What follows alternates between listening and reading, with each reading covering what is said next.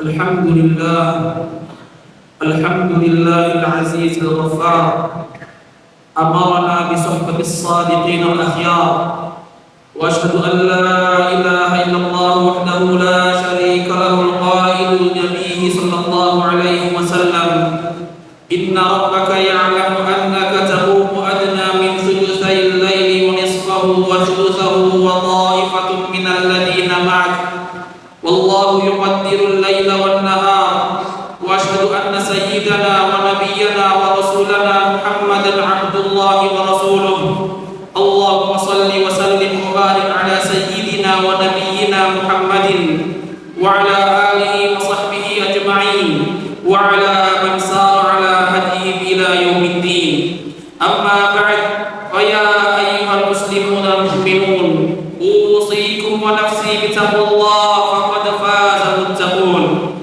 أيها المسلمون اتقوا الله عز وجل وتوبوا إليه وحاسبوا أنفسكم قبل القدوم عليه واعلموا أن لمصاحبة الأخيار آثارا طيبة ولمصاحبة الأشرار آثارا سيئة على المصاحب فإن الله سبحانه وتعالى أوصانا بوصايا وكذلك النبي صلى الله عليه وسلم حثنا على أمور ولا يأمر الرب بشيء ولا النبي صلى الله عليه وسلم بأمر إلا وفيه مصلحة لنا عظيمة وهذا هو الفرق بين أوامر الرب ورسوله وبين أوامر البشر ومن أوامر الرب ورسوله الأمر بصحبة الأخيار قال الله تعالى واصبر نفسك مع الذين يدعون ربهم بالغداة والعشي يريدون وجهه ولا تعد عيناك عنهم تريد زينة الحياة الدنيا ولا تطع من أغفلنا قلبه عن ذكرنا واتبع هواه وكان أمرهم فرطا فأمرنا بصحبة الأخيار وملازمتهم ونهانا عن صحبة الأشرار وهذه مسألة هي مسألة عظيمة من مسائل هذه الحياة فإن الإنسان لا بد له من صديق وصاحب ولا بد له من قوم يأوي إليهم ويكون معهم أيها المؤمنون الزموا صحبة الأخيار ومودة المتقين الأبرار الذين تزيدكم صحبتهم استقامة وصلاحا فإن صحبة هؤلاء تورث الخير في الدنيا والآخرة ولها ثمرات طيبة وآثار مباركة واعلموا أيها المؤمنون إنه من يوفقه الله سبحانه بالصحبة الصالحة يبشر بفضل عظيم من الرحمن جل وعلا أولها محبة الله عز وجل فقد روى مسلم في صحيحه من حديث أبي هريرة رضي الله تعالى عنه أن النبي صلى الله عليه وسلم قال إن رجلا زار أخا له في قرية أخرى فأرسل الله تعالى له على مدرجته ملكا فلما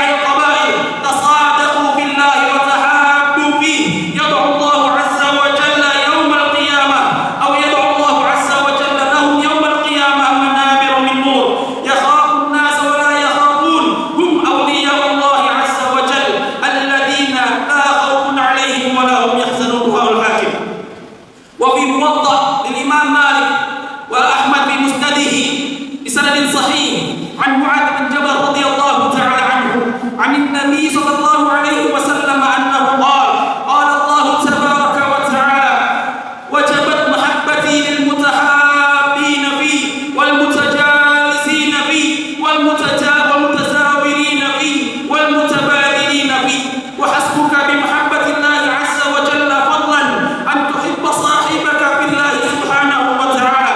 وفوق ذلك فإنك إذ أحببت أخاك في الله فلك أجران أحدهما أعظم من الآخر، فالأول ظل الله تعالى يوم القيامة، والثاني جنة الله عز وجل. ففي الصحيحين من حديث أبي هريرة رضي الله تعالى عنه أن النبي صلى الله عليه وسلم قال: 7 يظلهم الله في ظله يوم لا ظل إلا ظله، وذكر منهم ورجلان تحابا في الله اجتمعا عليه وتفرقا عليه. إخوة الإيمان، لقد ساهمت المؤاخاة بين المهاجرين والأنصار في تقوية المجتمع الإسلامي الجديد في المدينة المنورة، وبتحقيقها ذابة العصبية وحظوظ النفس، ولا ولاء إلا لله ورسوله والمؤمنين، وأشاعت المجتمع عواطف ومشاعر الحب، وملأته بأنواع الأمثلة من الأخوة والعطاء والتناصح والإيثار، وجعلته جسدا واحدا في السراء والضراء والآلام والآمال. ومن هنا كانت حكمة النبي صلى الله عليه وسلم في جعل أول عمل يقوم به حين مقدمه المدينة المنورة بعد بناء المسجد وتأسيسه للمجتمع على المؤاخاة. والنبي صلى الله عليه وسلم آخى بين أبي بكر الصديق رضي الله تعالى عنه وخالد بن الزبير، وآخى بين عمر بن الخطاب رضي الله تعالى عنه وعثمان بن مالك، وآخى بين عبد الرحمن بن عوف وسعد بن الربيع، وآخى بين أبي عبيدة بن الجراح وسعد بن معاذ وغيرهم من الصحابة رضي الله تعالى عنهم أجمعين. وما أجمل ما قاله الشعير: إذا كنت في قوم فصاحب خيارهم إذا كنت في قوم فصاحب خيارهم فلا تصاحب الأرض فتردى مع الرضي. بارك الله لي ولكم في القرآن العظيم، ونفعني وإياكم بما فيه من الآيات والذكر الحكيم.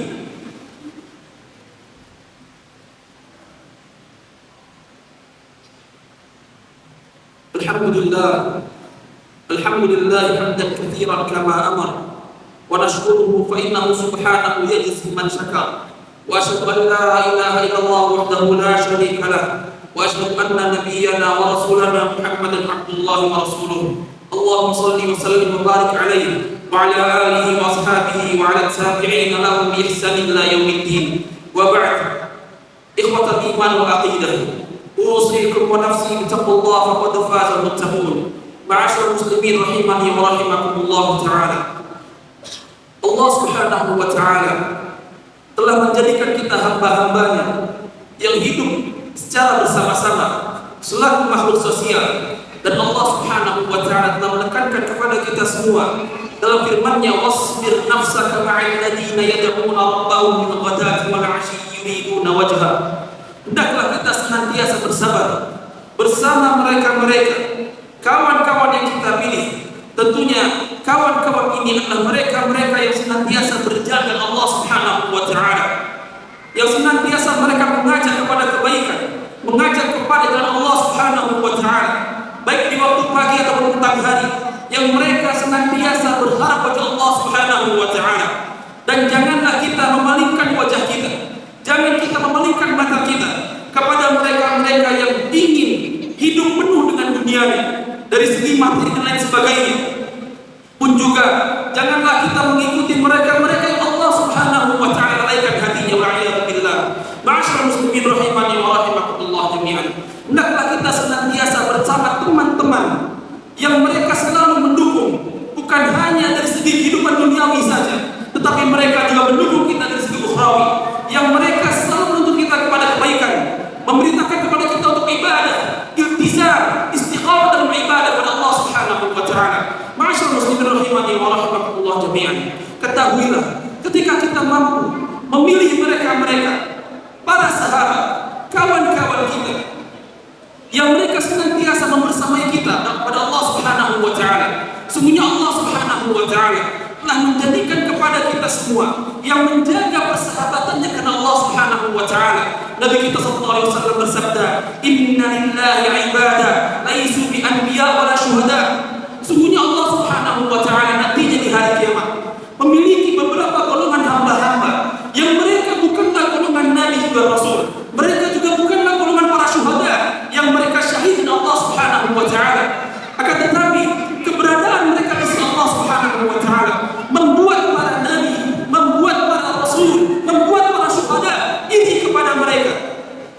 Sampai datanglah seorang Arabi bertanya kepada Nabi SAW, "Ya Rasulullah, sifhum lana." Wahai Rasulullah, jelaskan kepada kami siapa orang tersebut, siapa mereka yang mendapatkan kedudukan yang kedudukan tersebut tidak bisa dimiliki oleh para nabi dan para syuhada.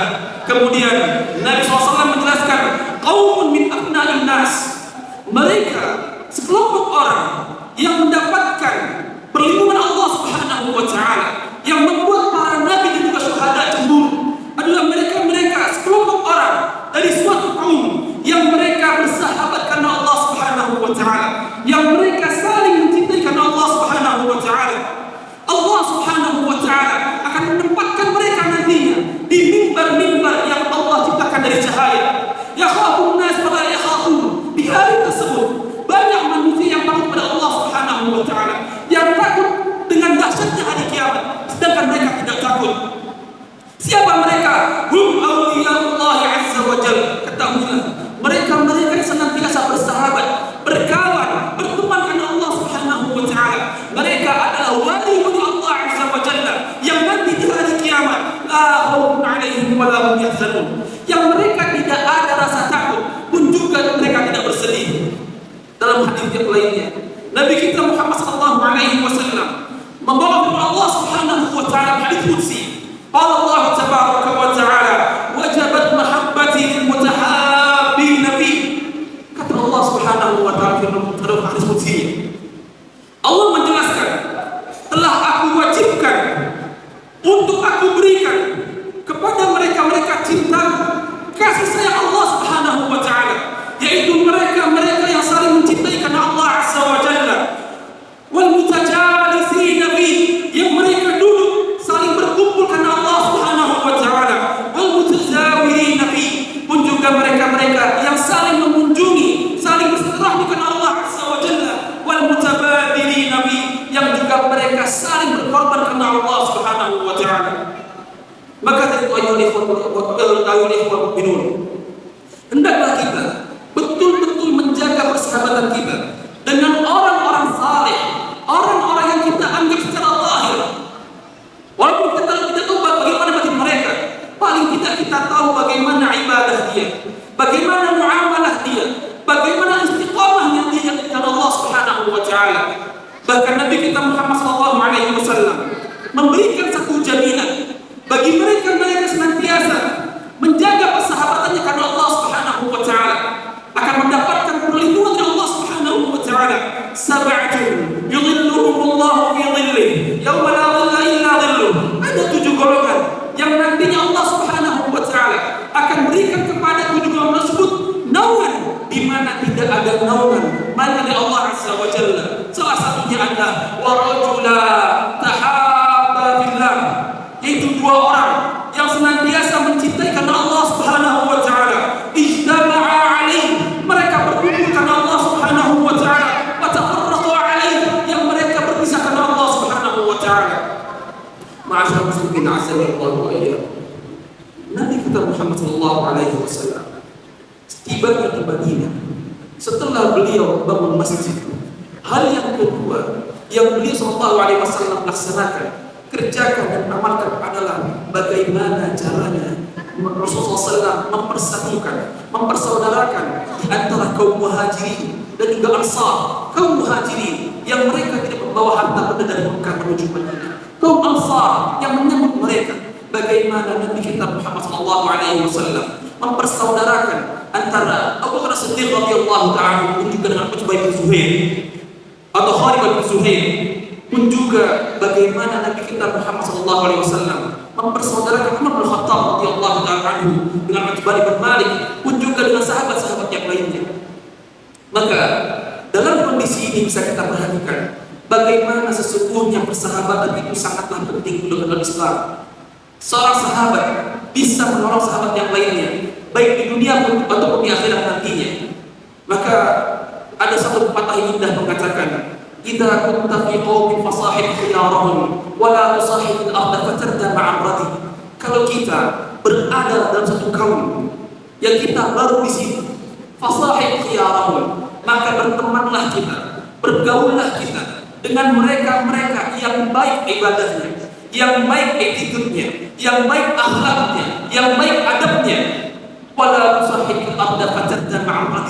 Jangan sesekali kita berteman, berkawan dengan mereka-mereka yang lemah imannya, yang buruk ibadahnya, yang buruk akhlaknya. Wa'iyadu billah. 'Anil mar'i la tasal wasal 'an qarinihi fa innal qarina bil qarin yaqtadi. Kalau kita bertanya kepada orang lain atau orang yang baru kita kenal, jangan kita tanya siapa dia, berapa harta yang dia miliki, bagaimana kedudukan dia. Akan tetapi tanyalah siapa kawannya, dengan siapakah dia bergaul, dengan siapakah dia bersahabat, ketahuilah. Fa innal qarina bil muqarin yaqtadi. Karena seseorang itu pasti akan mengikuti kebiasaan orang yang berteman dengannya. Innallaha wa malaikatahu yusholluna 'alan nabi ya ayyuhalladzina amanu shallu 'alaihi wa sallimu taslima.